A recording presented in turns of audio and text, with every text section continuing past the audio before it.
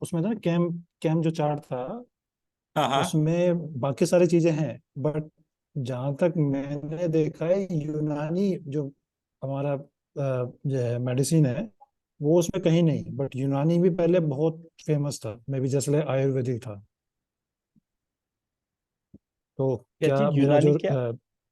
हाँ, यूनानी मेडिसिन है ना, जैसे आयुर्वेदिक है वैसे यूनानी भी पद्धति जिसमें मेडिसिन का ट्रीटमेंट होता है, हम्म। वो उसमें कहीं मेंशन नहीं है। और मे बी आई थिंक पहले आयुर्वेदा था, उसके बाद यूनानी आया। एलोपैथी तो बहुत बाद में आया है। हम्म। तो उसमें वो चक्र में कहीं भी मेंशन नहीं है यूनानी है, मे बी कैसे नहीं है वो तो अच्छा, तो एक। यूनानी और आयुर्वेद आर ऑलमोस्ट सेम, कोई बहुत मेजर हाँ फर्क नहीं होता। हाँ, बट उसको अगर सेम है तो उसको हम सिर्फ आयुर्वेदा ही कॉल कर रहे हैं, उसको यूनानी वर्टिकल नहीं कॉल कर रहे हैं, क्योंकि बहुत सी जगह मैंने मतलब देखा है। एक्चुअली इसमें बहुत सारी और भी मोडेलिटी नहीं लिखी हुई है, बट हम्म। प्राइमरली वो जो है, क्योंकि यूनानी और आयुर्वेद में अगर हम मेडिसिन और उसका प्रोसेस देखेंगे ना, तो ऑलमोस्ट सेम है, कोई बहुत बड़ा फर्क नहीं है। ओके। जैसे मैं आपको एग्जांपल बताता हूँ। आयुर्वेद में क्या होता है, जड़ी बूटियों से उन्होंने जो है आयुर्वेद में जड़ी बूटियों से उन्होंने उसका यूसेज बनाया है। अब यूनान जो ग्रीस वाला जो पार्ट है, उसमें जड़ी बूटियां जो है वहां पर पैदा ही नहीं होती थी। नमस्कार वेंकटेश जी। नमस्ते सर जी, नमस्कार कैसे हैं? नमस्कार। बढ़िया जी बढ़िया। अनिल जी कैसे हैं? बढ़िया जी। अब ये स्क्रीन कैसे चेंज होगी मेरे को ये भी नहीं पता। अच्छा, शायद अन- मैं अपना ही डालूंगा, नहीं। अच्छा, पीपीटी तो मुझे भी खोलनी है, ओके। हाँ, पीपीटी खोल के उसके बाद शेयर करना है। गॉट।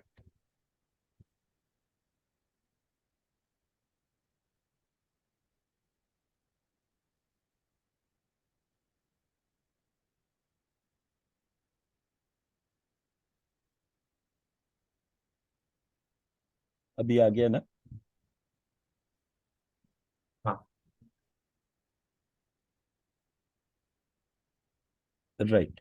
तो अभी अनिल जी ने क्वेश्चन पोस्ट करा कि हमारा जो सिस्टम था उसमें इस स्लाइड में ये क्यों नहीं लिखा हुआ, यूनानी प्रोसेस क्यों नहीं लिखा हुआ। आयुर्वेदा है, होम्योपैथी है, नेचुरोपैथी है, ट्रेडिशनल चाइनीज है, यूनानी नहीं लिखा हुआ है। हम्म, तो मैं उसका आंसर कैसे कर रहा था कि सबसे पहले तो यूनानी का इन्वेंशन हुआ कैसे। In itself it is a very interesting question. इसमें कोई आइडिया है अनिल जी आपको?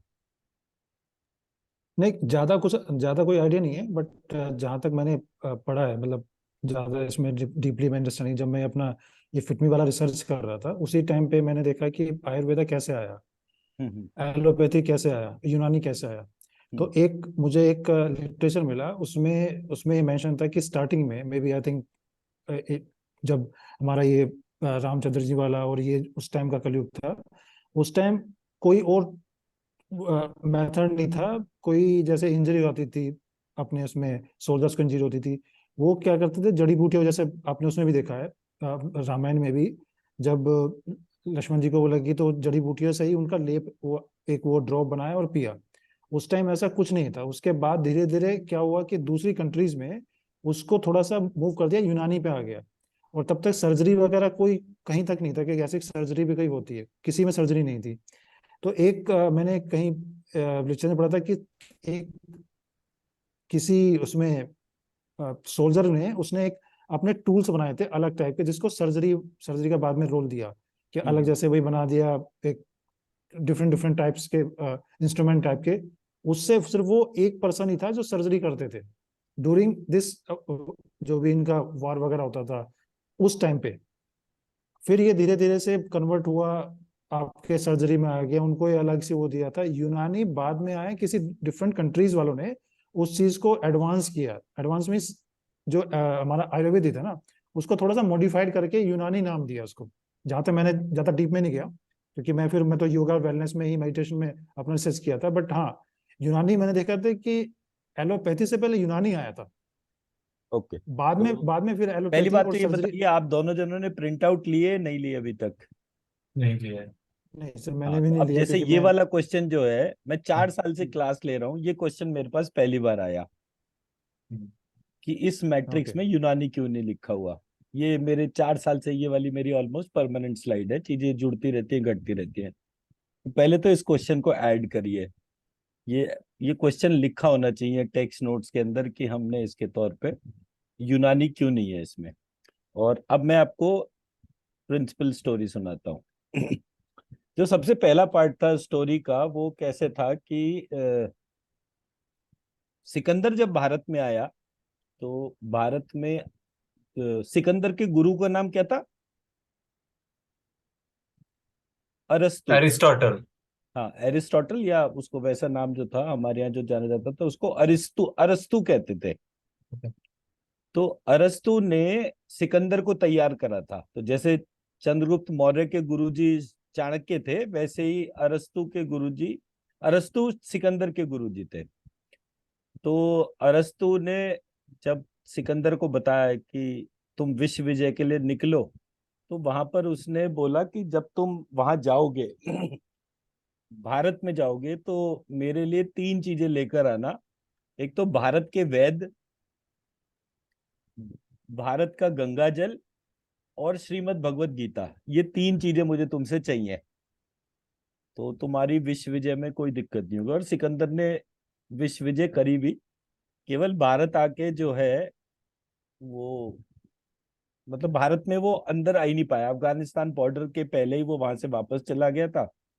बट जब वो यहाँ पर आया, आने से पहले उसने यहाँ के जो वैद्य वगैरह जो थे उनको सबको जो है वो वहां पर ले गया, क्या कहते हैं, ग्रीस में। और यूनान में ले जाने के बाद वहीं पर ही वो सारे लोगों ने वहीं पर ही शादियां कर ली, वहीं पर ही घर बसा लिया। तो उनसे ये कहा गया कि अब आप यहाँ पर जो कुछ भी चाहिए, अब आप वापस तो जा नहीं सकते, तो अब आपको क्या चाहिए वो बताइए। तो उन्होंने फिर देखा कि भले ये पूरा एरिया ऐसा है, इसमें कोई खास जड़ी बूटियां तो हमारी उगती नहीं है जो भारत में उगती हैं। तो उन्होंने इनडायरेक्ट कंपाउंड्स आइडेंटिफाई करने शुरू करे कि ये वाली जड़ी बूटी किस चीज के अंदर इसका ऑल्टरनेट उसमें मिलेगा। तो कुछ खनिज पदार्थ ढूंढे, कुछ ऐसे करके। तो उनका जो तरीका था वो कोर कॉमन था। ठीक है, ये पहला पार्ट है कि यूनान में जो गया था वो सिकंदर के टाइम पर गया था, इसलिए वो यूनानी पद्धति कहलाती है। और मेजॉरिटी जो मेडिसिन हैं वो सेम है। मेजॉरिटी मतलब 80% सेम है। फॉर एग्जाम्पल, जैसे मैं आयुर्वेद की एक बड़ी प्रोमिनेंट सी मेडिसिन है योगेंद्रस। तो योगेंद्रस जो है वैसा ही मिलता जुलता एक है हार्ट का कंपाउंड जो है वहां पर भी है। तो प्रिपरेशन में एलिमेंट्स चेंज हो रहे हैं, फंक्शनैलिटी और हेडिंग सेम है। जैसे मतलब अबरक भस्म वहां पर भी है, चांदी की भस्म वहां पर भी यूज होती है, ऐसे करके भस्म दोनों जगह कॉमन है। मैं मेरी सर बात मे समझा बी, पा रहा हूँ? हाँ मे बी सॉल्ट जो सेम है, बाकी उसका नेमिंग और प्रिपरेशन डिफरेंट है, राइट? मतलब सॉल्ट में प्रिपरेशन भी इंक्लूड होती है खैर, बट जो हमारे इंग्रेडिएंट्स हैं, इंग्रेडिएंट्स 80% सेम है। ओके। इंग्रेडिएंट सेम है, हम इसको ऐसे कह सकते हैं। सॉल्ट हम्म। सेम कहना जो है वो सही नहीं होगा। मतलब इंग्रेडिएंट्स प्रिंसिपल है। सॉल्ट को देखकर उसके 80% क्वालिटीज उन्होंने इसलिए ले पाए क्योंकि वो वहां पर उसका पार्ट था। अब आते हैं, ये तो हो गया आपका पहला क्वेश्चन कि भाई यूनानी जो है उसका ओरिजिन कितना पुराना है। तो एज यू राइटली सेड कि वो यूनानी वाला जो एली पार्ट है वो तो पूरी दुनिया को पता है कि यूनानी medicine process Indian original system से ही क्रिएटेड है। एलोपैथी जो है वो अभी पिछले 150 साल की देन है। आयुर्वेद में एक पार्ट होता है विष चिकित्सा जिसको कहते हैं। तो वो पैथोलॉजी, ओ पैथोजन ड्रिवन जो पूरा पार्ट है वो इससे होता है। जो एलोपैथी का बेस है उसको विष चिकित्सा के आधार पे करते हैं हम। मैं मेरा पार्ट समझा पाया, नहीं समझा पाया? हाँ जी, हाँ जी। विष चिकित्सा में क्या होता है कि मैंने अगर जहर खा लिया तो मेरा शरीर एंटीबॉडीज बनाता है, और एंटीबॉडीज बनाने की वजह से जो है वो पूरा का पूरा पार्ट जो है हम उन एंटीबॉडीज को यूज करते हैं, और यूज करके हमारी बीमारी रिवर्स हो जाती है। होम्योपैथी में भी काफी हद तक यही सिद्धांत यूज होता है, जो होम्योपैथी की दवाई बनाने के तौर पे भी, उसमें भी काफी हद तक ये वाला पार्ट आता है। और अब रही बात आयुर्वेद की, तो आयुर्वेद में कोई एज लिमिटेशन नहीं है, क्योंकि हमारे यहाँ जो समुद्र मंथन की जो एक्टिविटी हम कहते हैं वो सतयुग के पहले की है, मतलब स्टार्टिंग ऑफ सतयुग जो है उसको आयुर्वेद का वो कहते हैं। तो वो पार्ट बिल्कुल फर्क है। मतलब विष्णु जी ने, एक स्टोरी है जिसमें कि विष्णु जी ने इनको, लक्ष्मी जी को श्राप दे दिया था कि आप घोड़ी बन जाओ, और वो घोड़ी बनकर जो है समुद्र में प्रवेश कर गई थी। विष्णु जी जो है उन्होंने वो कौन सा युद्ध लड़ा था, तो जो शारंगरव करके जो धनुष था, वो उसके ऊपर जो है वो हाथ टिकाकर बैठे थे। इतनी देर में किसी ने जो है कोई धनुष छोड़ा, क्या हुआ, तो उसकी प्रत्यंचा कटी, मतलब उसकी वो कटते ही वो धनुष झटके से सीधा हुआ, और वो जो प्रत्यंचा जो टूटी हुई थी उससे विष्णु जी का सर कट गया। जब विष्णु जी का सर कट गया तो ये हुआ कि भाई अब विष्णु जी को किसका सर लगाया जाए, तो बोले भाई इन्होंने लक्ष्मी जी को श्राप दिया है, तो इनके भी वही लगा दो, घोड़े का सर लगा दो। तो जब वो घोड़े का सर लगा तो वो हयग्रीव अवतार के तौर पे वो स्टोरी थी वहां पर।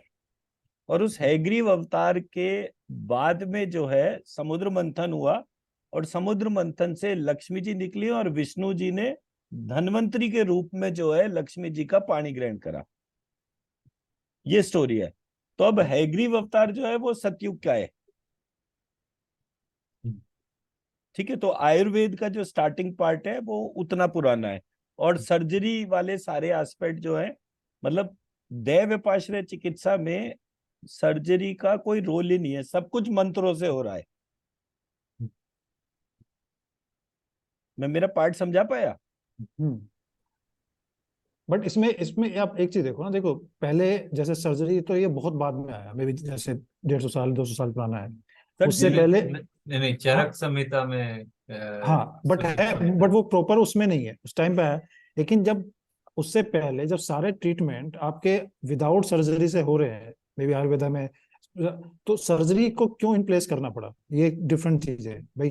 क्या चीज है कि आपको सर्जरी से ही डिपेंड है। अब बहुत सारी चीजें अभी भी हैं, आज के टाइम में तो बहुत कॉमन हो गया, वो उस टाइम में था कि सर्जरी में ज्यादा फोकस था instead of different process. Actually मतलब अगर मैं इसको, सर्जरी हिंदुस्तान में तो बहुत पहले से हो रही है। मतलब महाभारत काल में भी सर्जरी का डिस्क्रिप्शन है क्लियर कट। ठीक है, महाभारत हुई है आज से 5200 साल पहले, और रामायण हुई थी आज से 8 लाख 62 या 64 हजार साल पहले। तो दोनों पीरियड्स में बहुत बड़ा फर्क है, जबकि ये कहा जाता है कि रामायण जो है वो 12 हजार साल पहले हुई है, और मतलब राम और कृष्ण में जो है लगभग 6-7 हजार साल का फर्क था, which is a wrong process to describe. तो या तो हम विक्रम संवत ना माने, अगर हम विक्रम संवत मानते हैं तो विक्रम संवत तो अभी 2000 समथिंग साल पुराना है। ठीक है ना? तो इसलिए ये जितना भी एस्पेक्ट है वो उसको थोड़ा सा और एक्सप्लोर करेंगे तो आपको वो मिलेगा। अगर आपको चाहिए कि मैं प्रूफ बाय प्रूफ इसको दूं तो मैं कल दे दूंगा, मुझे तो कोई दिक्कत नहीं है। हाँ, दैट्स कि ओके, मेरा जस्ट तो ये जस्ट सब्जेक्ट रहा आइडिया। है, तो इसलिए ये वाले पार्ट पे तो मैं आराम से, बिकॉज आयुर्वेद वेद का पार्ट है। हम्म। मतलब अगर हम बेसिक लॉजिक पे जाएं तो आयुर्वेद जो है वो वेद का पार्ट है, और वेद जो है वो किसी का भी एफर्ट से नहीं आया है। जैसे मेरे को एक इनर गाइडेंस है, अंदर की एक आवाज है, Veda is nothing but inner voice. जब भी स्पीशी एग्जिस्ट करती थी, डिवाइन ने अपने आप को इनर वॉइस से ही एक्सप्रेस करा। अगर हम ब्रह्मा विष्णु शिव इनको भी माने तो इनके अंदर भी एक इनर वॉइस थी, जिसका तमाम जगह डिस्क्रिप्शन है। मतलब आप पुराण पढ़ेंगे तो आपको वो डिस्क्रिप्शन मिल जाएगा कि ब्रह्मा जी को भी इनर वॉइस गाइड करती थी। और हमारे जो 4 वेद थे मतलब ऋग्वेद, यजुर्वेद, अथर्ववेद, सामवेद, ऐसे करके हमारे 4 वेद थे। हर वेद से एक वेद उत्पन्न हुआ। तो अगर मेरे को यही चीज एक्सप्लेन करनी हो तो मैं इसको ऐसे बोलूंगा, 4 फंडामेंटल डोमेन थी। अब आप पेन पेन और पेपर कैरी कर लो। मेरा पहला डोमेन था object, properties, action and relationship.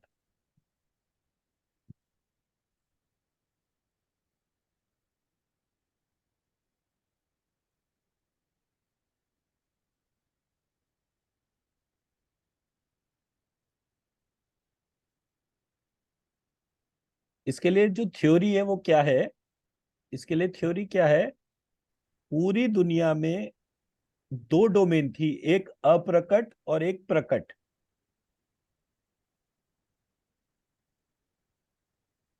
ठीक है, अप्रकट और प्रकट को हम कह सकते हैं कि नोन अननोन के तौर पे कह सकते हैं थोड़ी देर के लिए, जबकि दोनों में बहुत डिफरेंस होता है।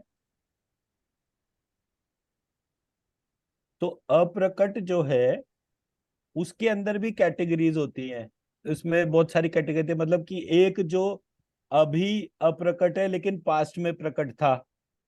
एक कैटेगरी उसमें ऐसी होती है जो पास्ट में भी अप्रकट थी, आज भी अप्रकट है और भविष्य में भी अप्रकट रहेगी। तो इस प्रकार से वो अप्रकट की डोमेन थी। मैं मेरा पार्ट समझा पा रहा हूँ ना? मतलब अगर कहीं कुछ टर्मिनोलॉजी कॉम्प्लिकेट हो तो आप बता दीजिएगा। ठीक है। जो कुछ भी जब भी प्रकट में आया, जो कुछ भी जब भी प्रकट में आया, वो 4 ही पार्ट में बाइफरगेट हुआ। पहला था ऑब्जेक्ट, दूसरा था प्रॉपर्टी, तीसरा था एक्शन और फोर्थ था रिलेशनशिप। ठीक है जी। एक्शनेबल जितनी भी डोमेन्स थी उसका डिस्क्रिप्शन है आपका सामवेद।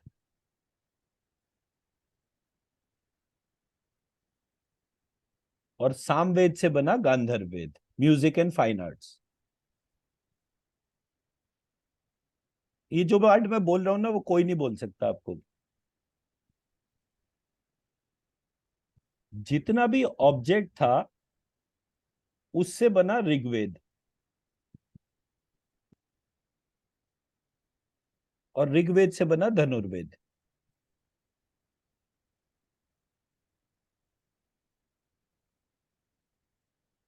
जितनी भी प्रॉपर्टीज थी उससे बना यजुर्वेद, और यजुर्वेद से बना आयुर्वेद।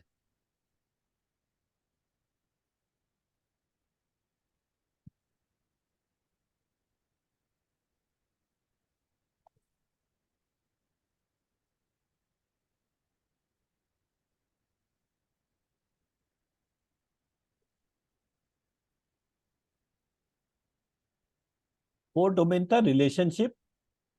रिलेशनशिप था अथर्ववेद।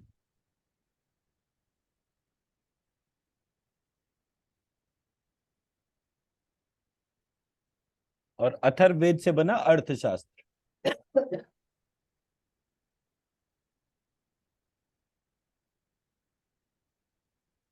4 वेद हो गए, 4 उपवेद हो गए, दोनों को वेद ही मान लेते हैं थोड़ी देर के लिए। वेद और उपवेद में कोई फर्क नहीं है वैसे। इट इज जस्ट दैट कि, और वेद का बेसिस जो है वो ऑब्जेक्ट, प्रॉपर्टी, एक्शन, रिलेशनशिप ही है। ये बाय डेफिनेशन मतलब गिवन है ये वाला पार्ट। बट वो जब विद विद धातु से वेद टर्म बना है, विद धातु के 4 पार्ट बनते थे, एक ऑब्जेक्ट, एक प्रॉपर्टी, एक एक्शन, एक रिलेशनशिप। उसको कहते हैं द्रव्य, गुण, कर्म और संबंध। ठीक है। अब ये 4 4 8 हो गए। इन 8 के अंदर एक कोर सेंट्रल पॉइंट है जिसको ब्रह्मवेद कहते हैं। इसलिए ये मैंने सामवेद का उपवेद क्या है? Gandharva Veda, music and fine arts.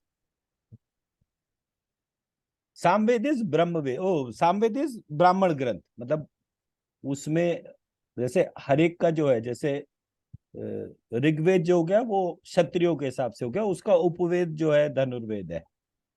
Ayurveda जो हो गया वो वैश्य ग्रंथ हो गया।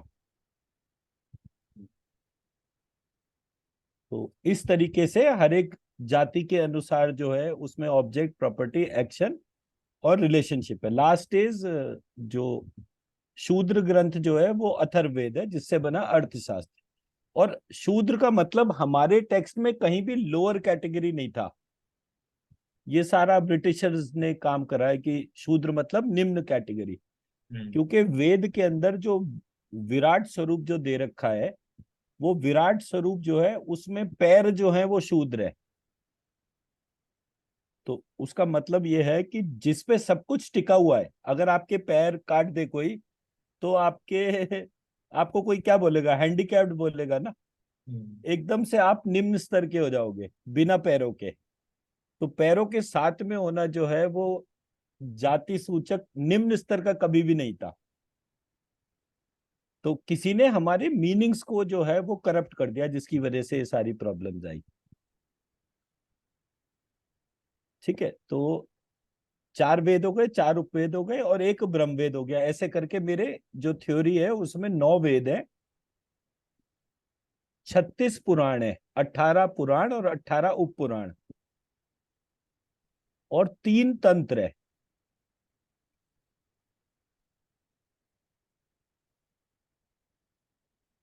और 3 तंत्र जो है वो है आगम, यामल और मुख्य तंत्र। अब ये हमारे सिलेबस से बाहर चल रही है क्लास ये फिलहाल।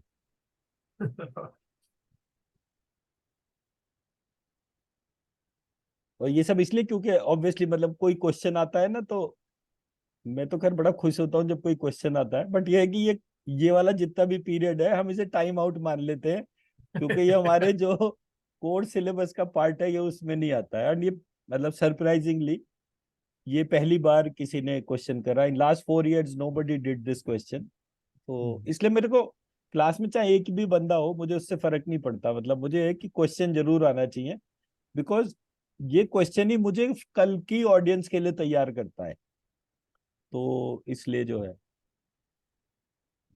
बट हाँ, बाय ग्रेस ऑफ माय गुरुजी, मतलब हर सवाल का जवाब ऑलमोस्ट रेडी होता है 80%। 20% मुझे भी पढ़ के बताना पड़ता है। तो जैसे अगर आप प्रूफ मांगोगे इन सारी चीजों के, तो प्रूफ कल मिल जाएगा, मतलब बाय आफ्टरनून। अच्छा, तो अब ये हमारा सिस्टम था। तो अब आयुर्वेद और आयुर्वेद का जो प्रधान वेद जो है, वो दोनों एक ही टाइम पर पैदा हुए हैं। ये इन दोनों में टाइम लैग नहीं है। मैं मेरा पॉइंट समझा पा रहा हूं? इसलिए मैंने इनको 2 अलग अलग एंटिटीज मान लिया, एक का सब प्रोडक्ट नहीं माना, क्योंकि सब कहते ही कि पहले ये हुआ उसके बाद ये हुआ। ऐसा नहीं, दोनों साइमल्टेनियसली एक साथ हुए एंड देवर टोटल 9 पार्ट्स। तो 9 वेद हो गए। ये 9 वेद के पहले 3 तंत्र है, 3, 9, 36। ये एक स्टैंडर्ड कॉन्फ़िगरेशन है। 3 तंत्र जो है वो है, पहला तंत्र है आगम, दूसरा है यामल, तीसरा है मुख्य तंत्र। और आगम, यामल, मुख्य tantra, tantra is fundamentally dialogue between Shiva and Shakti. एक पार्ट जो है उसमें क्वेश्चन शिव कर रहे हैं, आंसर शक्ति कर रही है। एक पार्ट है जिसमें क्वेश्चन शक्ति कर रही है, आंसर शिव कर रहे हैं।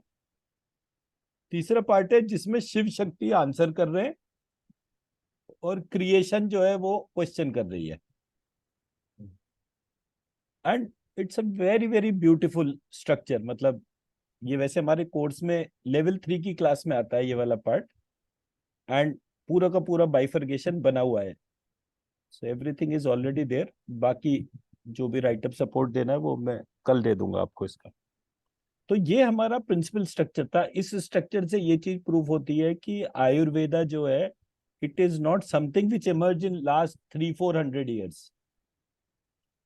जितना पुराना वेद है उतना ही पुराना जो है आयुर्वेद है। तो ये पहला पार्ट हो गया। अब हम ये कहेंगे कि हमारे देश में हिस्टोरिकली, मतलब अगर मैं बोलूंगा कि ये कृष्ण के काल से पहले का जो काल था, उस काल में इस देश का नाम भारत नहीं था। तब ये ब्रह्म वैवर्त या कुछ इस टाइप से कहलाता था, विच डजंट हैड एनी बाउंड्री। उसमें ये नहीं था कि ये 5200 साल पहले की ये यूनान था और ये फलाना था, ये सब कुछ भी नहीं था।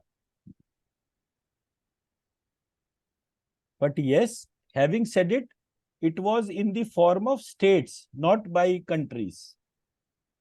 तो यवन जो है वो 8 लाख कुछ साल पहले भी यवन कहलाता था, बट यवन का मतलब स्टेट यवन था, कंट्री यवन नहीं था। मैं मेरा पार्ट समझा पाया? स्टेट माने राज्य क्या? स्टेट माने राज्य, कंट्री नहीं था वो। हम्म।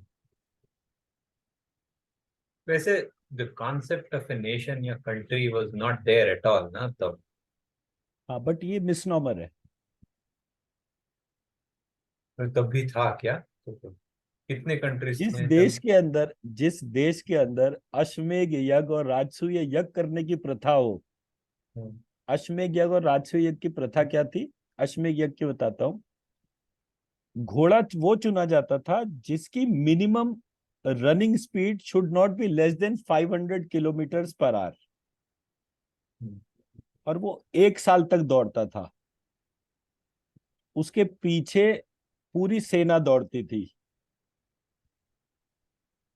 और 1 साल में वो जितना राज्य कवर करता था उतने राजाओं से टैक्स लिया जाता था। तो it is fundamentally like seeking for the entire process. So global domain थी।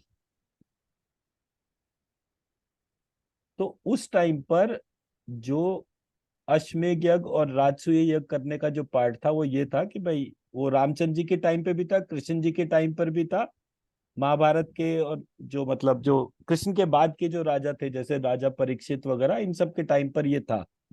सब जगह ग्लोबल फ्रंटियर्स थे।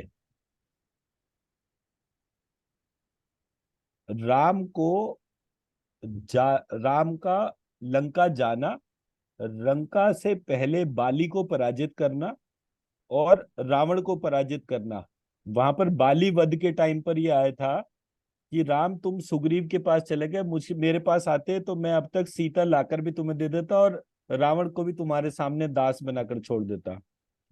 राम ने कहा मैं इक्ष्वाकु वंशी हूं, मेरे यहाँ मतलब मेरे जो पूर्वज हैं वो लगातार इस पृथ्वी के ऊपर राज्य करते आ रहे, तो मैं बाय डिफॉल्ट उस खानदान के होने की वजह से राजा हूं। और मैं जिस कुल में राजा के तौर पे अपने आप को मानता हूं, उसमें स्त्री के प्रति किया गया अत्याचार जो है वो दोषपूर्ण है। तो तुम्हारी तो चाहकर भी मुझे सहायता की कोई अपेक्षा ही नहीं थी, इसलिए मैंने तुम्हारा वध करा। तो वो बाली वध के टाइम पर जो है ये वाला वाल्मीकि रामायण के अंदर क्लियर कट डायलॉग है। मतलब it's a very very interesting process. तो हमारे यहाँ जो कंट्री का जिसे कॉन्सेप्ट कहते हैं ना, मतलब इस देश में किसी को कंट्री का कंसेप्ट नहीं पता था। We were global leaders, everything was a state to us. और हमारे यहाँ ये नहीं था कि रामचंद्र जी विभीषण के वहां चले गए, लंका पे विजय प्राप्त कर ली और तुरंत बोले अच्छा भाई कल से ये मेरा राज्य हुआ ना। भाई राज्य तेरा ही है, चलाएगा तू, लेकिन by governing principle which is been led by Ram Rajya. तो ये ग्लोबल लीडर्स थे। तो हमारे यहाँ जो देश का कॉन्सेप्ट था उससे ब्यूटीफुल तो कॉन्सेप्ट ही नहीं हो सकता है। तो बाद में भारत माता बनी है कि जिसमें कि उसके तौर पे बाउंड्री डिफाइन हुई, अदरवाइज भारत माँ का मतलब ही ग्लोबल फ्रंटियर्स था। और आप जब टेक्स्ट पढ़ते हो ना इतना मजा आता है उसको पढ़ते पढ़ते ना, कितनी बार आप रो पढ़ते हो, कितनी बार जो है उसकी जो मतलब उसमें वो एक जगह वो डिफाइन कर रहा था कि युद्ध के तौर पे तो बाली मर रहा है और उसी टाइम पर जो है वो सुग्रीव रो रहा है बिल्कुल वहां पर। तो वो जो पार्ट है जब वो दो भाइयों का जो प्यार था कि भाई इसने सारा कुछ करा, मरते मरते बाली जो है वो इसलिए डर रहा है कि कहीं ये मेरे बेटे को ना मार दे। तो वो बोला उसका जो डिपिक्शंस पढ़ेंगे आप, it is such a emotional depiction कि वो पूरा पार्टी बड़ा डिफरेंट था। पूरा महाभारत को हमारे यहाँ क्या कहते हैं भाई भाई का दुश्मन है, हमारे यहाँ कभी भाइयों का युद्ध ही नहीं हुआ। महाभारत के जो 5 भाई थे वो कभी किसी एक बार भी नहीं लड़े। जो कौरव जो 100 भाई थे वो कभी किसी चीज के लिए नहीं लड़े। राम लक्ष्मण भरत शत्रुघ्न उनका जो सबसे ब्यूटीफुल डिपिक्शन था वो ये था, सबकी शादियां हुई, किसी के बच्चा नहीं था, और सबकी शादियां 19-20 साल की एज में हुई थी, और 25वें साल में राम को वो हो गया था। तो 5 साल तक इनके कोई उस समय बच्चा नहीं था। क्यों? क्योंकि ब्रह्मचर्य आश्रम जो है वो 25 साल की उम्र तक चलता था। तो तब तक इनके किसी के चारों भाइयों के कोई संतान नहीं थी, और ऑलमोस्ट सभी की एज ग्रुप ऑलमोस्ट सेम था, सिमिलर एज ग्रुप के तौर पे थे, किसी के संतान नहीं थी। तो अब आप सोचिए कि 25 साल की एज तक तो किसी ने अपनी पत्नी को हाथ नहीं लगाया। उसके बाद 14 वर्ष का वनवास हो गया, तो 14 वर्ष तक चारों के चारों भाइयों में से किसी के संतान नहीं हुई। जब उनका भाई वापस आया, तब लव कुश और ये सारे बच्चे, उस टाइम पर सबकी संतानों का डिस्क्रिप्शन है। सोचे कितना पावरफुल भाइयों के बीच में प्यार था कि उनको अपनी नई नवेली दुल्हन जो है वो टच करने का मन नहीं करता था। So that's the brotherhood which was defined in our epics. हम तो सोच भी नहीं सकते आज उस तरीके का कोई भी प्रोसेस। वहां बांटना सिखाया ही नहीं था पूरे सिस्टम में, या यही नहीं दे रखा था कि कोई ये, और ये तो सौतेले भाइयों की बात हो रही है, कोई सगे भाई थोड़ी थे ये चारों के चारों। राम के लिए तो बाकी सारे भाई सौतेले ही थे ना, कोई सगा भाई थोड़ी था, राम तो अकेले थे। तो कहने का मकसद ये है कि हमारे यहाँ जो एपिक्स की जो ब्यूटी है, और ये जो चीज मैं बोल रहा हूँ, ये कोई कथावाचक आपको बोलता हुआ नहीं मिलेगा। आप किसी को भी सुनिए, मैंने बहुत टाइम सबको बहुत तसल्ली से सुनकर देखा। आई वॉज सो सरप्राइज, क्योंकि मुझे ये इनपुट्स मेरे गुरुजी से मिलते थे। तो आजकल जो कथावाचक है, मतलब उनके कथाओं में आप डांस करवा लो, गाने गवा लो, वो सारी का सारा चीजें होती है, बट जो जो बेसिक जिस्ट है, वो जिस्ट पे कोई बात नहीं कर रहा। तो which is what I realise कि हमारा एक पार्ट था जो रिलीजन और सिस्टम के तौर पे जो कभी ट्रांसलेट ही नहीं कोई कर रहा। फॉर एग्जाम्पल कृष्ण जो है, जब वो पहली बार मथुरा आए थे, 12 वर्ष की आयु में आए थे, तो उन्होंने हाथी को सूंड से फेंक के मारा। तो 12 वर्ष के बच्चे का क्या फिजिकल पावर होगी, वो इस बात से पता चलता है कि कंस का जो कुवल्या पीढ़ हाथी जो था, उसको सूंड से फेंक के मारा था उन्होंने कंस के दरबार में। अब आप इस्कॉन के कोई भी टेम्पल को देखिए, वहां पे वो राधा कृष्ण का जो है प्रेमी प्रेमिका वाला पूरा कॉन्सेप्ट डिपिक्टेड है, लेकिन वो जो सूंड से उठा के फेंकने वाला जो बच्चे का जो पार्ट है, वो कहीं डिपिक्शन में है ही नहीं। हमें रास रचाइया, मुरली बजैया, ये सारी कहानियां सुनने को मिलती हैं। पावर वेलोर उसके बारे में तो हम हमें बात करना कोई सिखाता ही नहीं। तो इससे ये पता चलता है कि somebody is diluting the core concepts of our part. और आज का तो सिस्टम ही बिल्कुल वैसा हो गया कि सिवाय एक नौकरी करने के और तो कोई माँ सपना भी नहीं देखती मेरा बच्चा जो है अच्छा आईआईटी आईआईएम से पढ़ ले, या तो विदेश चला जाए या फिर नौकरी कर ले। मतलब इससे ज्यादा थॉट प्रोसेस नहीं है। एंड जब हम अपने यहाँ की ताकत की बातों को देखें, सुने, समझे, तब हमें पता चले कि पावर कहते किसको है। तो ये एस्पेक्ट जो है, ये एलिमेंट्स हमारे सिस्टम में मिसिंग है। तो इसलिए मेरे जैसे व्यक्ति को ये देखना पड़ा कि एक्चुअल टेक्स्ट है क्या, उसकी रेलेवेंस क्या है, और उसमें मिस इंटरप्रिटेशंस किसने और क्यों क्रिएट करे। अदरवाइज नहीं पता चलेगा, बिल्कुल नहीं पता चलेगा। और सब लोग ऐसे ही सोचेंगे, मतलब अनिल जी ब्राह्मण है और सिस्टमैटिकली चीजों को उन्होंने पढ़ा भी है, तो जो चीज हमारे डॉक्यूमेंट्स हमें दे रहे हैं। अच्छा, मैं इसको और अच्छी तरह एक्सप्लेन करता हूँ, एक सेकेंड रुकिए।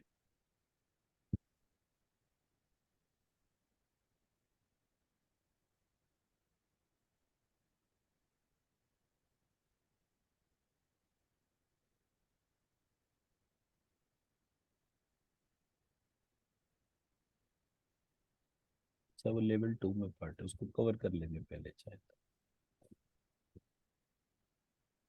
इस वाले पार्ट को कल करूंगा, मुझे बस याद दिला दीजिएगा।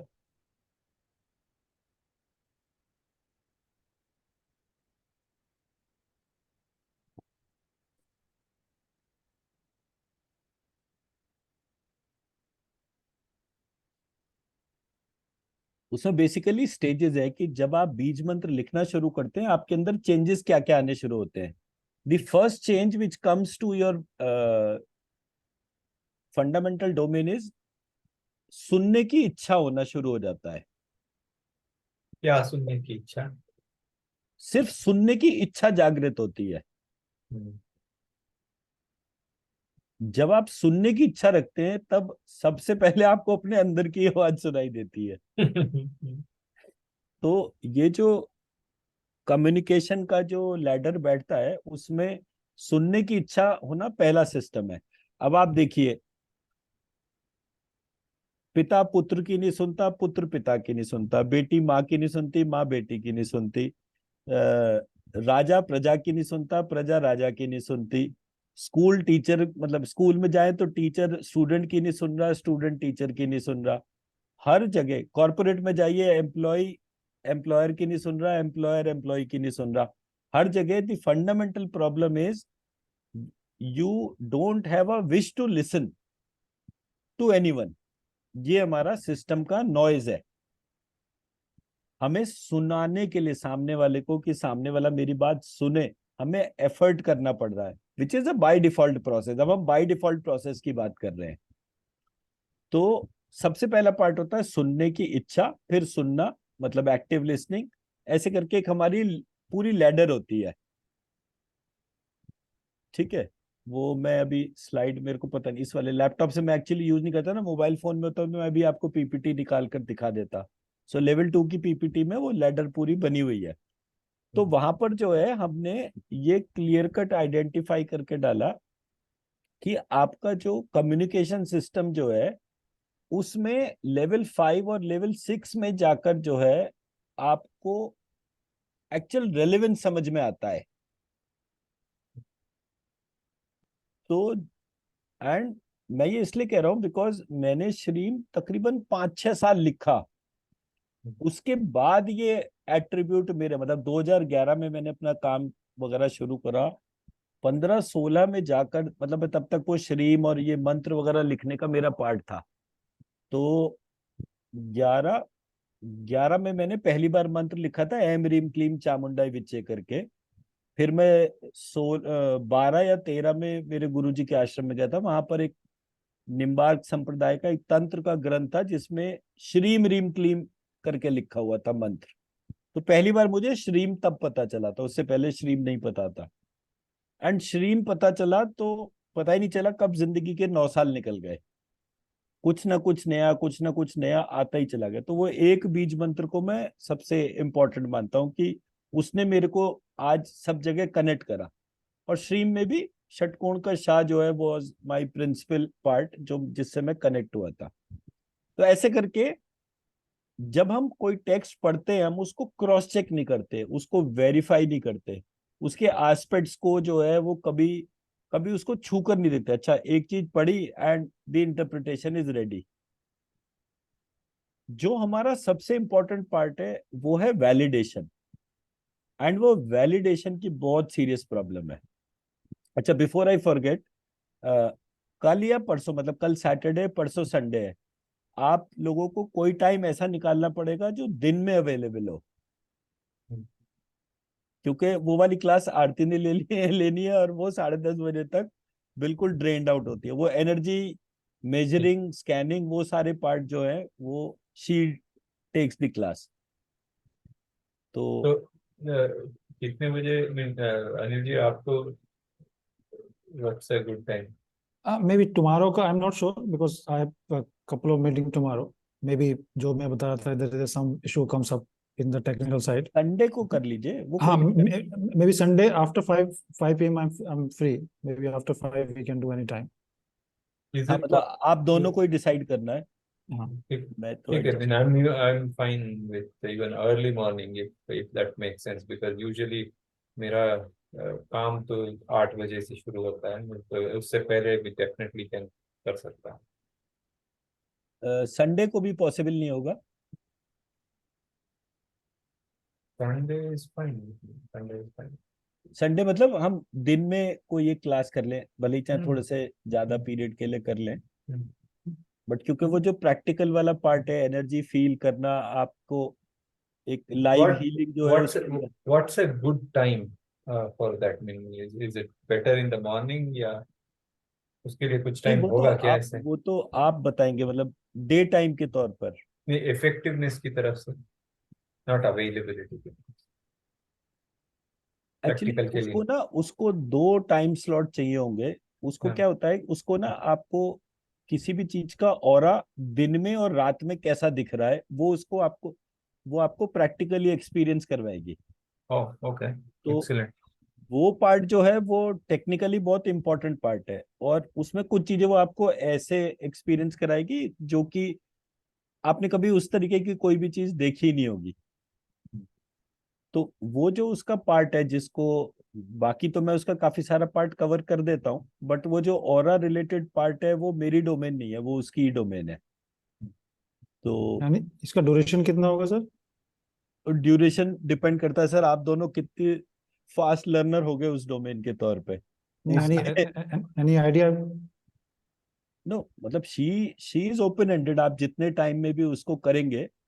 Normally our level 1 is of 14 days time. Hmm. उसमें 7 दिन मेरे होते हैं, 7 दिन उसके होते हैं। तो आई guide everything in terms of theory. उसकी काफी सारी एक्टिविटीज, जैसे वो हीलिंग टिप्स वाले जो हमारी वीडियो सीरीज है, वो उस डोमेन का ही पार्ट है। एनर्जी को फील करना, लिफ्ट करना, अपने अंदर डालना, ये स्कैन करना, कलर्स देखना, ये सारे के सारे उसी चीज का पार्ट है। बट वो क्योंकि स्टार्टिंग क्लास है तो इसलिए वो बहुत इंपॉर्टेंट है। मैं थ्योरी जितने भी टाइम आप बोलो, मैं बोलता ही रह सकता हूँ, मुझे कोई दिक्कत नहीं है। और मटेरियल भी मेरे पास भगवान की कृपा से ठीक ठाक है, आप जितनी देर भी चाहोगे मैं वो शेयर कर सकता हूँ। But end of the day, what what is most important is कि जब हम कोई एक चीज प्रैक्टिकली डिमॉन्स्ट्रेट करके दिखाते हैं, तो मतलब एक कंप्यूटर स्क्रीन से एनर्जी इधर से निकलेगी, उधर जाएगी, और उधर वो फील भी होगा। सो वो मेजर्ड जो प्रोसेस है ना, वो that is the beauty of the programme. Anil ji, कल सुबह सुबह होगा आपके लिए, अगर नहीं, कल तो उनकी मीटिंग है ना, संडे का कल, डिस्कस कर हाँ, लेते हैं अभी। कल तो maybe I am not sure what time I free, कल मे बी, तो but maybe Sunday after 5 PM I am available, maybe till late, that's fine. कल बहुत सुबह शुरू होगा क्या आपका meeting?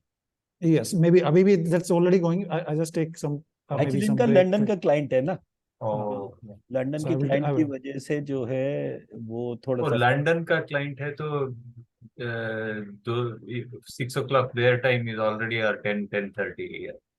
no, maybe that time doesn't matter because there is some, urgency comes up, there is some stuck, so Oh, that's ठीक working ongoing. Maybe since ठीक। morning, since today morning UK time, Okay. it's some issue comes up their own server end, so we just Oh, find out to resolve. It's already, we uh, we stuck almost 12, more than 12 hours to find out where is the issue, and then ठीक। we already find out, but now Okay. we're going to implement these things.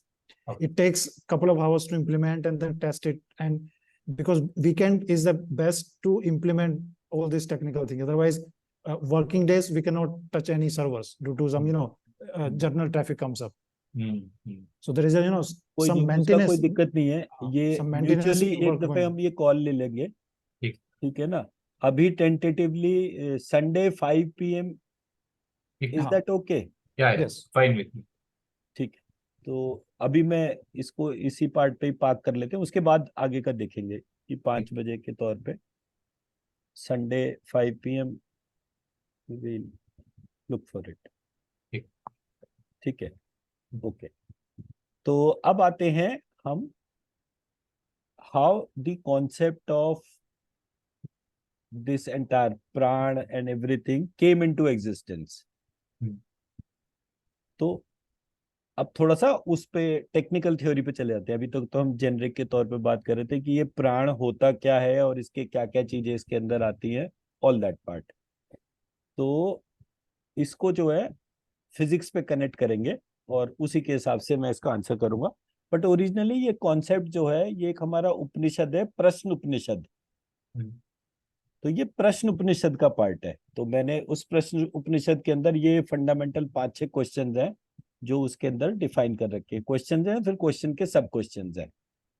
तो आपको जो है इसको एक दफे पढ़ना पड़ेगा और मैं आपको ब्रीफली कॉन्सेप्ट समझा देता हूँ कि ये ब्रीफ कॉन्सेप्ट क्या है। एक ऋषि हुए, उनके 6 शिष्य थे, या उनको शिष्य ना कहें, उनके पास 6 लोग आते हैं और 6 लोग अलग अलग क्वेश्चन पोज करते हैं। तो ऋषि कहते हैं भाई तुम्हारे क्वेश्चन जो है वो, मतलब आई रिस्पेक्ट यू कि तुम्हारे पास क्वेश्चन है, बट तुम्हारे क्वेश्चन गंभीर कितने हैं इस बात का तो टेस्ट कैसे होगा। तो वो 6 लोगों ने कहा कि आप बताइए हम कैसे ये प्रूव करें कि हमारे क्वेश्चन बहुत गंभीर हैं और हमने बहुत अच्छी तरह से क्वेश्चन सोच कर आए हैं आपके पास में। बोले नहीं, मेरा टाइम बहुत कीमती है, तो मैं ऐसे ही तुम्हें अपना टाइम नहीं दूंगा। तुम्हारे को 1 साल इस आश्रम में झाड़ू पोंछा बर्तन करना पड़ेगा। तो 1 साल बाद जो है मैं तुम्हारे क्वेश्चन का आंसर करूंगा। इफ यू थिंक कि ये वर्थ इट है, तो I can look forward for your questions. तो उन्होंने कहा नहीं, हमें कोई प्रॉब्लम नहीं है, हम 1 साल तक झाड़ू पोंछा कर लेंगे। यहाँ पे वो 6 के 6 जो है वहां पर काम करना शुरू कर देते हैं। तो द इम्पोर्टेंट पार्ट इज कि क्या क्वेश्चंस की ग्रेविटी थी। तो वहां से तो पहला क्वेश्चन जो प्रश्न उपनिषद का था वो था, हाउ डिड लाइफ बिगिन। ठीक है। तो यहाँ से जो है वो पूरा का पूरा जर्नी शुरू हुआ, और उसके बाद उसके एस्पेक्ट शुरू हुए कि आप कह रहे हो जी सबसे पहले कौन था। ठीक है। उसके बाद what is a living being, वो उसका सेकंड क्वेश्चन था, सेकंड इंडिविजुअल का। तीसरे ने बोला what is the nature of man and how is it so. तो यहाँ पर जेंडर क्या है और जेंडर का रोल प्ले क्या है उसके तौर पे था। Fourth was what establishes a man. तो वो अब यहाँ पर तो इसको मैन कह दिया, वो पुरुष और उसके तौर पर इसका डिस्क्रिप्शन है। तो purusha is a very deep meaning when we touch it इटाइमोलॉजिकली।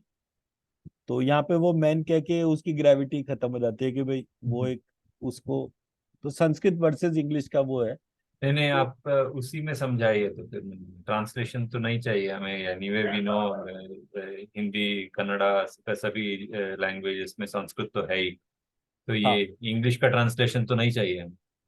हाँ, तो ये जो पार्ट है इसका जो सबसे इंटरेस्टिंग पार्ट था वो ये था कि उन्होंने ये बोला कि मतलब जब उन्होंने 1 साल अपना पूरा लगा लिया और एक एक करके वो जब क्वेश्चन आने लगे, तो उनके सामने जब पहला क्वेश्चन आया तो उन्होंने कहा भाई ये पूरा का पूरा जो यूनिवर्स है, ये इसका जो क्रिएशन है या उसका जो क्रिएटर जो है, वो फंडामेंटल क्रिएटर टाइम है। और ये टाइम ने ही इसको जो है अलग अलग रूप में बांट रखा है, बट हर रूप टाइम टाइम माने काल। काल महाकाल जैसे भी हम उसको कहेंगे। हम्म, तो उन्होंने उसको बोला कि ये जो संवत जो है, मतलब साल जो है, इसमें दो है, एक मैस्कुलाइन है एक फेमिनाइन है। तो ये जो कपल फॉर्म है ये फंडामेंटल फॉर्म है, जिसको हम कोएग्जिस्टेंस भी कह सकते हैं, जिसको दोनों को अलग अलग भी मान सकते हैं। ठीक है। तो वो जो फंडामेंटल जो है टाइम की डोमेन का है, और उसने अपने आप को 2 पार्ट बांट रखा है कि जब हम साल की बात करते हैं तो साल के 2 पार्ट हैं, एक उत्तरायण है एक दक्षिणायन है। फिर ये हो गया संवत के लिए टर्म। फिर उसके बाद संवत से वो आ गया मास के ऊपर, महीना। महीने में 2 हैं, कृष्ण पक्ष है और शुक्ल पक्ष है। तो अगेन ये टाइम के अंदर ही 2 डोमेन को एग्जिस्ट करती है, एक मैस्कुलाइन एक फेमिनाइन। फिर उसके बाद उसने बोला मास के भीतर आता है दिन, तो जो 24 घंटे का होता है, जिसमें एक पार्ट दिन होता है एक पार्ट रात्रि होता है। ऐसे करके वो फाइन ट्यून करते हुए लास्ट पॉइंट तक आए, और हर जगह उन्होंने उस टाइम की डोमेन को मैस्कुलाइन और फेमिनाइन आइडेंटिटीज के तौर पर बांटा। पूरे यूनिवर्स का जो क्रिएटर जो है हिरण्यगर्भ के तौर पे वो टर्म यूज करा गया, और हिरण्यगर्भ के मीनिंग्स आइडेंटिफाई करके वहां पे हाईलाइट करे थे। तो उन्होंने बोला कि ये हिरण्यगर्भ भी एक मैस्कुलाइन पार्ट है एक फेमिनाइन पार्ट है, जिसको हम शिव शक्ति या उसके तौर पे यूज करते हैं। तो वो एक ही है जो अलग अलग रूपों में सृष्टि करता है, फिर इसकी स्थिति करता है, फिर संहार करता है। तो इस तरीके से उन्होंने ये वाले पार्ट को आंसर करा। नाउ यहां से ये पार्ट तो शुरू हो गया। अब इसका एक पार्ट मैं आपके सामने रखता हूं जो मेरे को समझ में आया था। अ, पूरा जो हमारे यहाँ एक सोलर सिस्टम है। अनिल जी बिजी हैं क्या?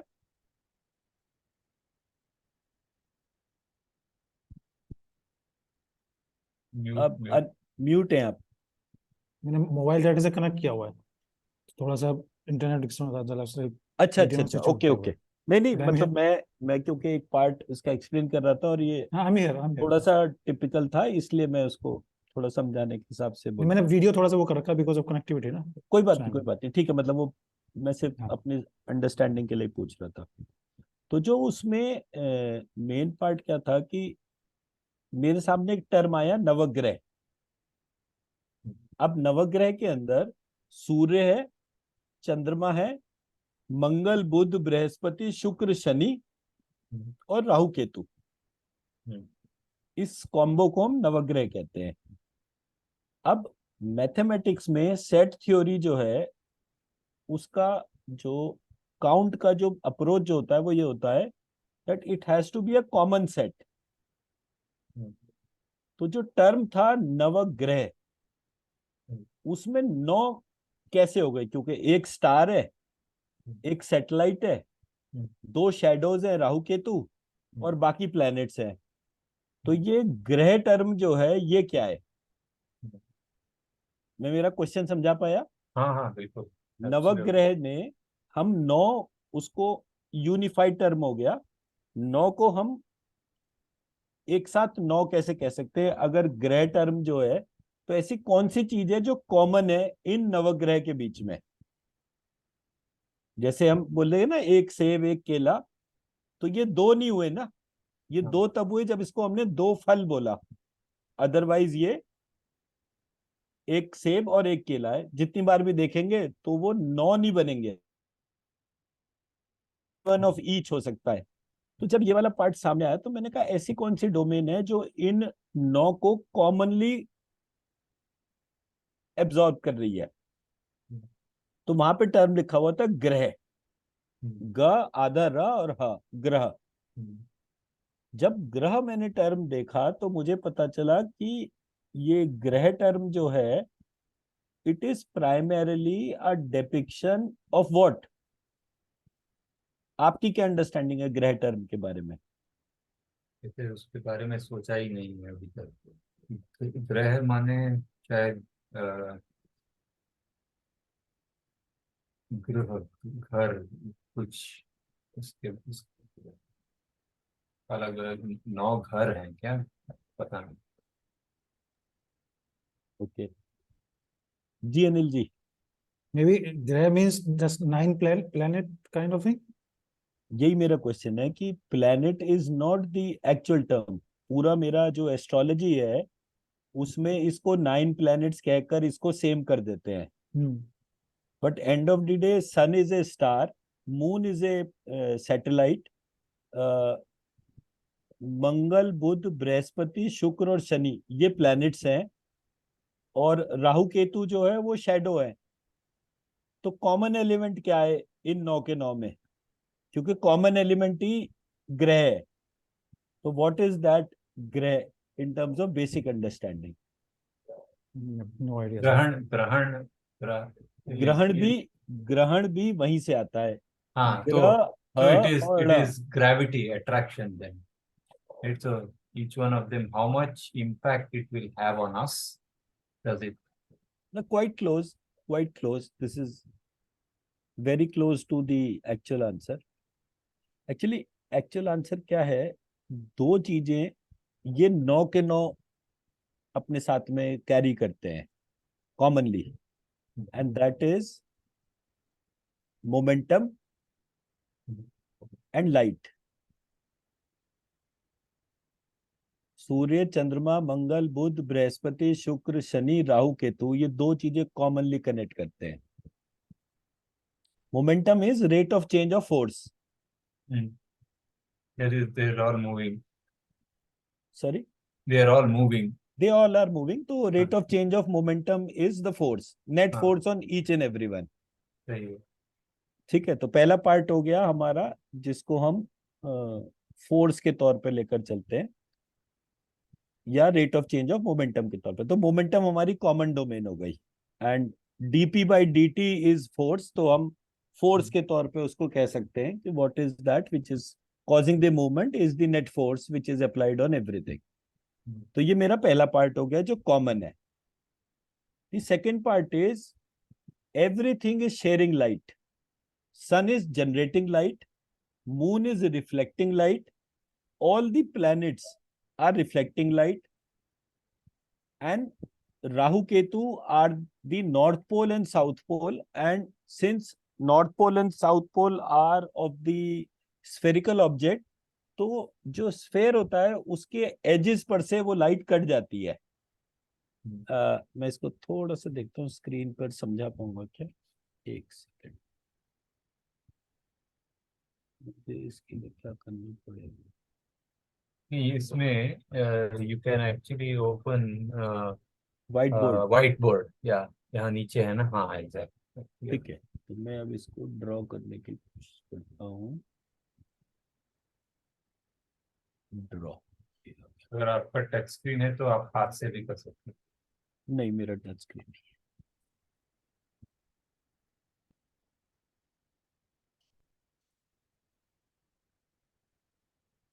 ये मेरा स्फेरिकल ऑब्जेक्ट है. इस स्फेरिकल ऑब्जेक्ट पे जो सनरेज चली वो ऐसे आ गई.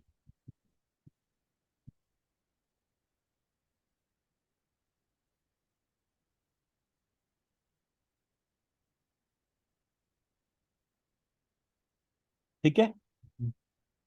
अब इसमें ये जो पॉइंट है,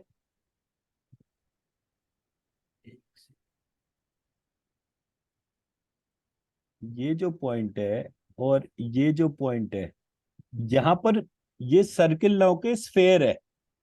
स्फेयर होने की वजह से यहां पर जो है लाइट कटती है. और स्फेरिकल ऑब्जेक्ट में जो पोल्स होते हैं, तो पोल्स के ऊपर मोमेंटम भी जीरो डाउन हो जाता है. तो जैसे लट्टू जो है वो अपने पोल्स के ऊपर अगर आप उसको देखेंगे तो वहां पर जो है उसका मोमेंटम का इम्पैक्ट मिनिमलिस्टिक होता है. Not zero but close to zero. मैं मेरी बात समझा पा रहा हूं? तो in any of this situation, Rahu Ketu means 2 poles, 5 planets, 2 sun and moon, 5 और 2 7 और 2 9, ऐसे करके ये हमारे 9 हो गए. Each and every one is having the common element being light, common element being light and momentum. ठीक है जी. अब मुझे जो है अगर इसको मैथमेटिकली रिप्रेजेंट करना है तो मैं इसको कैसे करूंगा? I will say the net force is equal to F equal to dp by dt and net light equal to L, which is equal to, इसको मैथमेटिकली नहीं डालते, ऐसी F और L करके हम इसको छोड़ देते हैं यहाँ पर. अब अगर मुझे इसी पार्ट को फिर से एक्सप्लेन करना हो तो मैं इसको बोलूंगा कि मेरे ऊपर जो नेट फोर्स जो है because of solar system,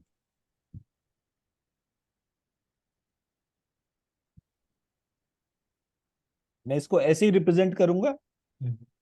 net force because of the solar system, net light because of the solar system, क्योंकि लाइट भी एक स्टार के तौर पर है और वो 9 डोमेन्स के तौर पर जा रही है. अगर मैं इसको दूसरे पार्ट को डालता हूं तो आई विल से because of universe and light because of universe. अगर मैं सोलर सिस्टम को इंटीग्रेट करूंगा तो मैं पूरे यूनिवर्स पे इंटीग्रेशन कर सकता हूं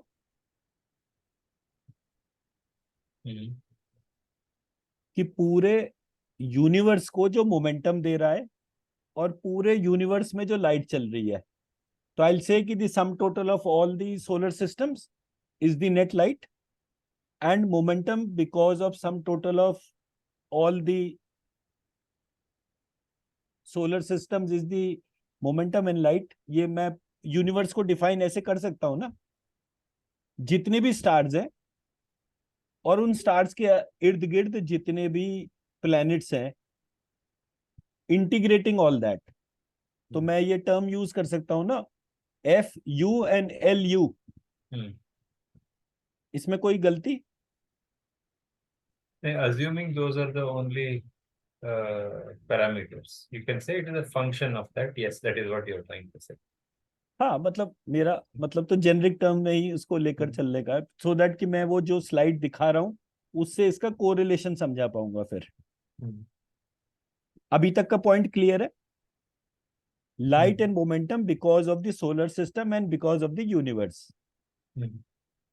नाउ जब मैंने इस पार्ट को स्टडी करा, which is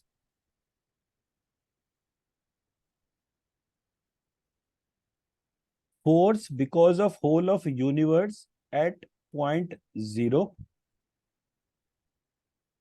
momentum because of whole of universe at point 0. What is 0? अभी बताता हूँ, एक second. And this is U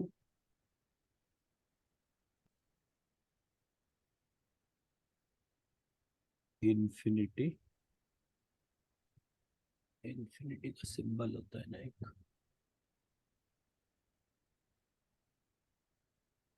infinity को ऐसे कर देते हैं।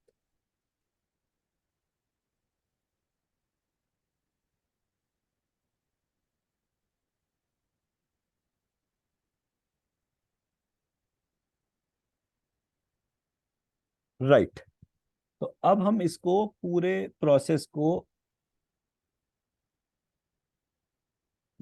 3 पार्ट में बाइफरकेट कर देते। This is A, this is B and this is C। ये 3 पॉइंट जो हैं मैंने डिफाइन कर दिए। एक पॉइंट मैंने बोला पूरा यूनिवर्स, उसकी वजह से जो नेट फोर्स है और जो नेट लाइट है।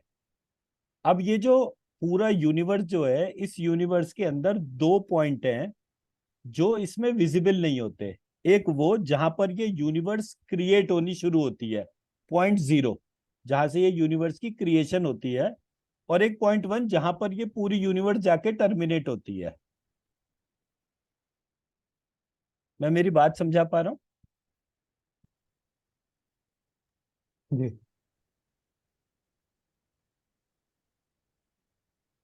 हमने बोला पहला part solar system. Solar system को मैंने इंटीग्रेट कर दिया फ्रॉम 0 टू इंफिनिटी। तो जब मैंने वो 0 टू इंफिनिटी बोला तो सोलर सिस्टम बन गया यूनिवर्स टोटल बिकॉज ऑफ। अब इसमें मैंने क्योंकि 0 बोला और एक इंफिनिटी, 2 टर्म यूज करे मैंने, तो 0 पॉइंट पर नेट फोर्स कितना है और 0 पॉइंट पर नेट लाइट कितनी है, और इनफाइनाइट जो पॉइंट है उस पॉइंट पर 0 मतलब फोर्स कितना है, नेट फोर्स यूनिवर्स का पॉइंट 0 पर और पॉइंट इंफिनिटी पर। मैं ऐसे लॉजिकली 3 पॉइंट ले सकता हूं?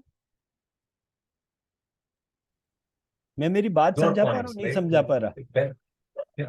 0 and infinity, तो you can assume 2 points, पर पहला वाला तो इंटीग्रेशन है ना, वो हाँ, पॉइंट नहीं होगा। पहला वाला इंटीग्रेशन है, इसलिए मैंने पहले वाले को पॉइंट बोला ही नहीं ना। हाँ। मैंने कहा पूरी यूनिवर्स की वजह से फोर्स कितना है और लाइट कितनी है, पूरी यूनिवर्स की वजह से। That is a. That is a. हाँ। ठीक है ना? दूसरा मैंने बोला कि पॉइंट 0 पर फोर्स कितनी है, लाइट कितनी है, और इंफिनिटी वाला जो पॉइंट है उस पर फोर्स 0 है, मतलब फोर्स कितना है और लाइट कितनी है। ठीक है जी। यहां पर मैं अब जो है, यहां से ये फिजिक्स जो है ये माइथोलॉजी में कन्वर्ट हो रही है। And I am writing this as Lakshmi, this as Vishnu. This I am writing as Brahma, sorry, Saraswati and Brahma. This I am writing as Shakti and Shiv. अब यहां से हम वापस अपनी माइथोलॉजी में जो टर्म्स दे रखे हैं उसके मीनिंग को देखते हैं। लक्ष्मी चंचला होती है, स्त्री चंचला होती है। स्त्री को अगर मुझे फोर्स कहना हो तो I can very well use the term. मैं मेरी बात समझा पा रहा हूं?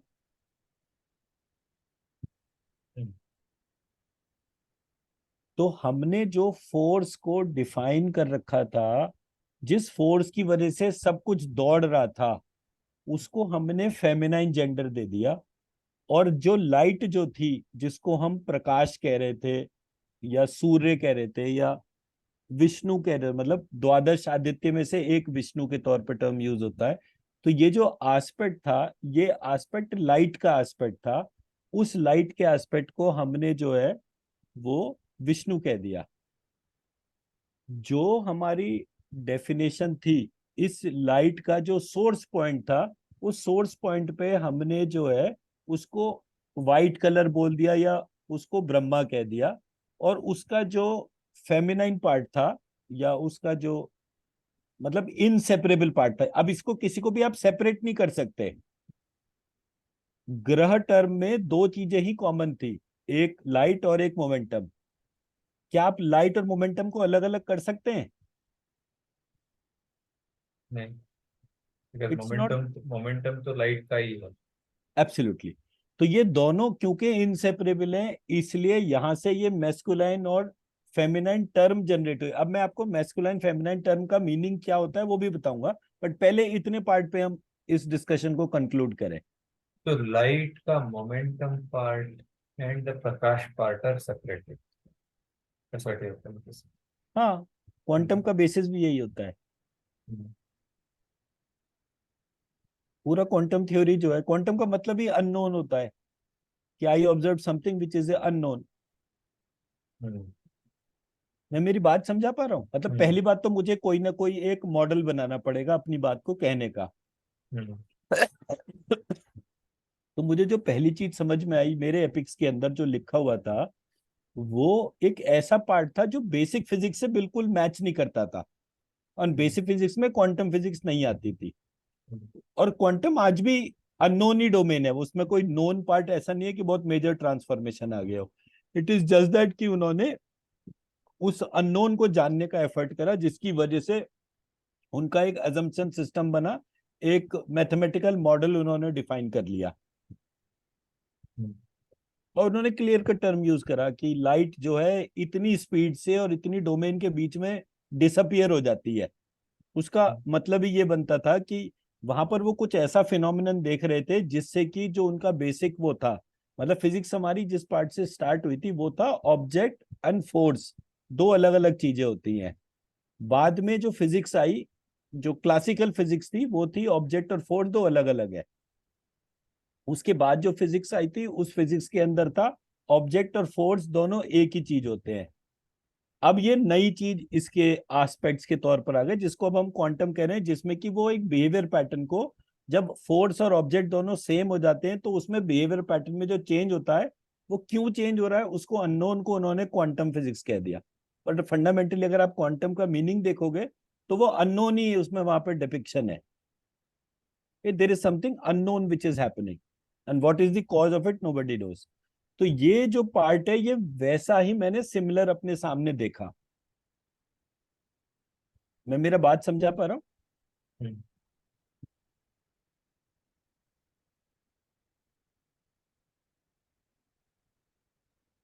सर मुझे ना दूसरे कॉल ज्वाइन करनी है, कैन वी? हाँ प्लीज प्लीज प्लीज, आप कर लीजिए। या मे बी अगर इसको जल्दी रैप अप कर सकते that is fine, maybe tomorrow we can continue. ठीक है, कर सकते हैं। 11:40 तो वैसे भी हो ही गया, तो इसलिए हाँ ठीक है। ये रैप अप ही कर रखा है। आज हमने टेक्निकली कुछ छुआ नहीं है, बट जो पार्ट में एक दिखाना चाह रहा हूँ इसको मैं एक दफे फिर से इसको जरा सा दिखा देता हूँ, सो दैट कि ये हमारा कनेक्टेड रहे। अब मुझे इसके लिए क्या करना पड़ेगा, स्टॉप वीडियो नहीं, नहीं। न्यू शेयर और पीपीटी, ये आ गया ना।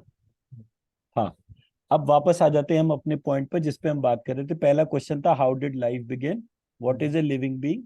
अब लिविंग बीइंग के एस्पेक्ट, नेचर, नेचर में प्राण और उसकी क्रिएशन, मैस्कुलाइन एंड फेमिनाइन, ये हमारे सारे पार्ट आ रहे हैं।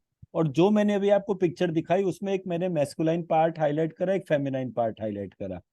उसमें जो मैस्कुलाइन और फेमिनाइन था वो अलग अलग डोमेन में अलग अलग तरीके से दिख रहा था। ये सारे के सारे वो क्वेश्चन ये थे।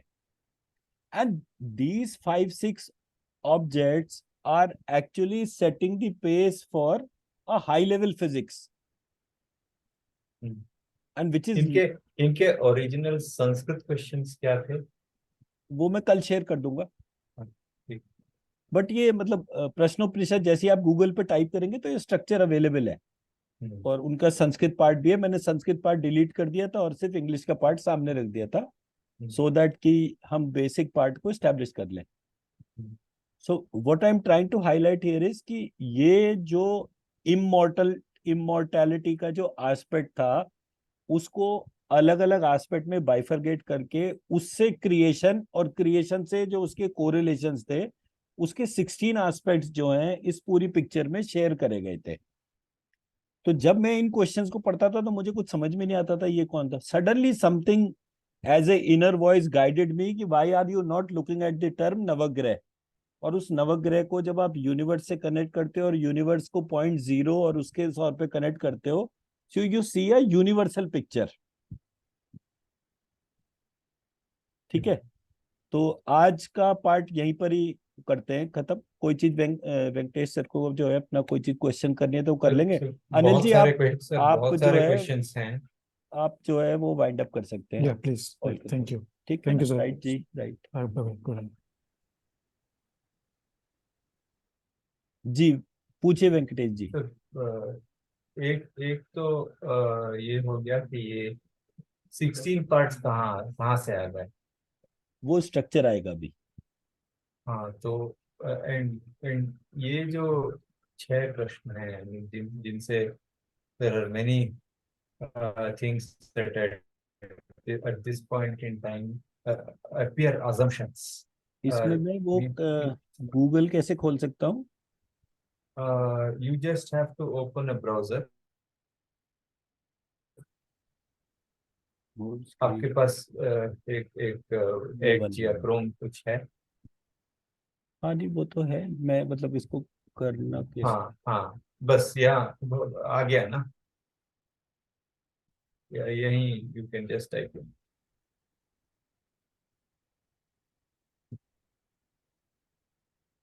just to add another, हाँ right, exactly.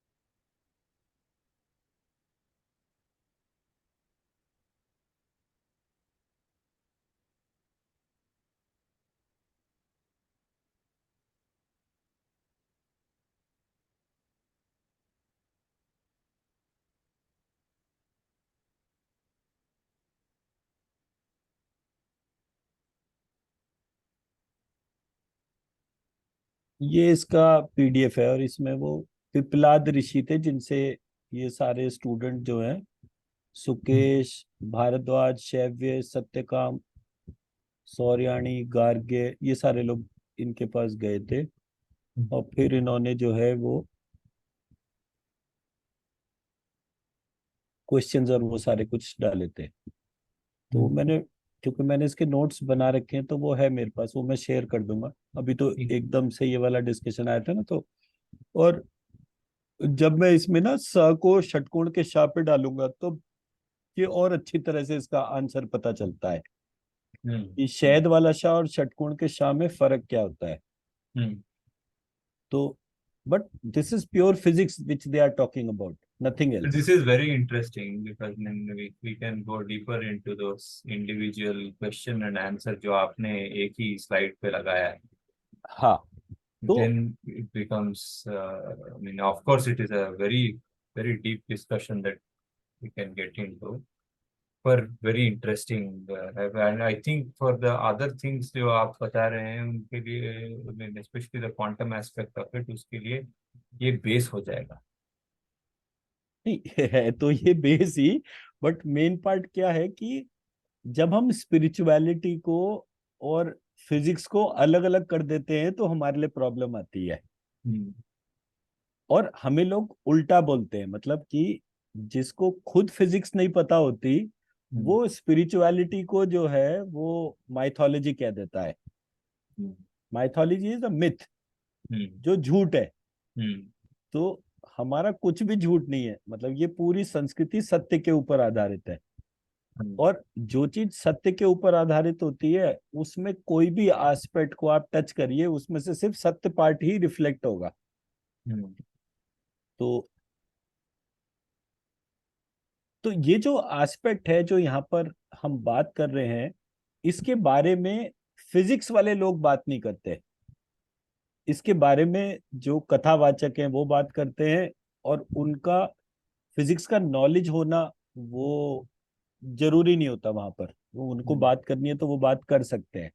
हम्म और सिंस आई बीन फॉर्चुनेट कि मेरे पास बड़े अच्छे अच्छे लोग थे, तो उन्होंने हर पॉइंट ऑफ टाइम पर जब भी कोई क्वेश्चन आता था तो उसको बड़े रिस्पेक्ट करना सिखाया गया। हम्म और जितने टाइम उस क्वेश्चन को आप अपने अंदर घुमाते रहते हो उसके बाद एक टाइम पर ऐसा होता है कि अंदर की आवाज कहती है अच्छा ले, ये तेरा आंसर आ गया ले। तो वो जो एस्पेक्ट है ना, वही पूरा का पूरा खेल करता है। और यहाँ पर भी उसने उसी तरह से दिखाया कि तुम्हारे क्वेश्चन कितने मजबूत हैं ये किस बात से पता चलेगा। Are you ready to serve in the ashram for another 1 year just for seeking answers for your question? बोले yes, these are very valuable question, उसके लिए हम 1 साल तक भी काम कर सकते हैं।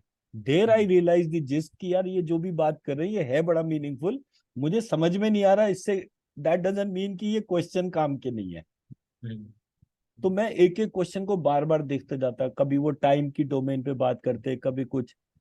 तब जब मेरे को फाइनली मेरा वाला मॉडल से जब मैं कनेक्ट हुआ, जिसमें कि मेरा फर्स्ट डोमेन था अर्थ, फिर वाटर, फिर फायर, फिर एयर, फिर स्काई, फिर डायरेक्शन, फिर टाइम, फिर टाइम के बाद फिर आत्मा, और आत्मा के बाद मन। तो मुझे पता चला अच्छा ये यहाँ पर टाइम का मतलब जो है जो अलग अलग डोमेन में वेरी कर रहा है वो इसलिए है बिकॉज लाइट और मोमेंटम से भी पहले टाइम की डोमेन थी। हम्म तो जब मैं लाइट को स्टडी करूंगा तो डायरेक्शन के ही फ्रेम ऑफ रेफरेंस है ना, और मेरे पास कोई तरीका नहीं है। और जब मैं फोर्स को स्टडी करूंगा तो भी डायरेक्शन की डोमेन के तौर पे करूंगा। तो ये डायरेक्शन और टाइम जो है ये दोनों एक है या अलग अलग है? मैं मेरा पॉइंट समझा पा रहा हूँ? से- हाँ, तो डोमेन डोमेन अलग है, पर हाँ, तो ये हो गया कि it is space and time के बारे में. So when you say space, direction is in the space domain, पर time is a different domain. Time different है वो सभी मानते हैं। हाँ. इसलिए जो ब्यूटी है हमारे पूरे कॉन्सेप्ट की वो क्या है, direction and time again are inseparable like Rahu Ketu, they are one body. उसके दो एस्पेक्ट हैं। हम्म, आत्मा और मन जो है वो दो बॉडी है, बट एक साथ जुड़े हुए हैं। हम्म। मैं मेरा एक्सप्रेशन दे पा रहा हूँ? Yes, the analogy समझ में आता है, हाँ, पर एनालॉजी के तौर पे लेकर चल रहे हैं, बिकॉज हाँ एंड ऑफ द डे जब हम एक एक डोमेन के फर्दर सब पॉइंट्स देखते हैं तब हमें पता चलता है। For example, direction has only two properties, hmm conjunction and disjunction, जुड़ना हम्म और अलग अलग होना। Hmm but time has three properties, count, domain and outside domain. Hmm. तो जब आप इन दोनों को एक साथ लेकर चलते हो तो ये 2 की पावर 3 होता है या 3 की पावर 2 होता है? 2 की पावर 3, नहीं 3 की power 2, depends on which way you are looking at it. तो उसको उस पे देखने के लिए पहले कौन एमर्ज हुआ, टाइम हुआ या डायरेक्शन हुई?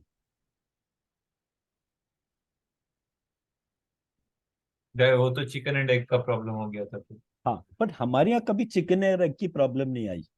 दैट्स क्यों? The beauty of spirituality, because there was one research which said कि जो अंडा जो होता है ना, जिस मटेरियल से बनता है वो मुर्गी के अंदर ही पैदा होता है, मुर्गी वो बाहर अवेलेबल नहीं है। तो इसलिए करेक्ट। एग कभी भी पहले नहीं आया, जब भी आए मुर्गी आई। तो ये वाला नहीं, पार्ट वो तो मुर्गी कहाँ से आया? प्रकट हुई, तो क्या? एज इट इज पूरी प्रकट हुई। हाँ, see that is an assumption ना। सी तो उसके लिए प्रूफ नहीं है। तो ऐसे प्रकट होने के लिए, see some time if it is the first time प्रकट हुआ, तो again it should be possible ना। फिर से एक और बार प्रकट होना होना पड़ेगा विदाउट एन अंडा। तो that's the beauty of the modelling part. The moment you create a model, अब जैसे ये जो हम